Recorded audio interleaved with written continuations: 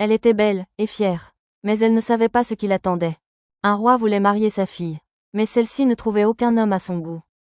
Les plus beaux, les plus riches, les plus nobles et les plus courageux venaient lui faire la cour, mais elle ne voulait de personne. Il lui offrait des fleurs et des cadeaux, mais elle restait froide et fière. En les regardant, on aurait dit qu'elle voyait des canards au lieu d'hommes. Elle se trouvait trop parfaite pour eux. Qui sont-ils pour se croire dignes de moi, pensait-elle. Peu à peu, elle devint si orgueilleuse qu'elle ne parla plus du tout.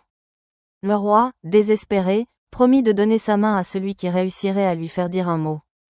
Beaucoup essayèrent, princes, chevaliers, riches seigneurs. Mais aucun n'y arriva. La princesse restait muette comme une statue. Un jour, un lépreux se présenta au palais. Il portait des vêtements en lambeaux, et sa peau était abîmée par la maladie. Les gens autour éclatèrent de rire. Comment, dirent-ils, les plus beaux et les plus puissants ont échoué, et toi, pauvre malade, tu crois pouvoir y arriver? Même la princesse fronça les sourcils en le voyant. Mais le lépreux ne répondit rien. Il s'assit tranquillement et alluma un petit feu pour faire chauffer de l'eau dans une théière. Il plaça 2 pierres pour poser la théière, mais celle-ci tomba. Alors, il recommença. Encore 2 pierres, encore la théière qui se renverse. Il essaya encore, patiemment, 2 fois, 3 fois, 4 fois. À la 5e tentative, la princesse, agacée, s'écria enfin. Mais mets donc une 3e pierre pour que ça tienne.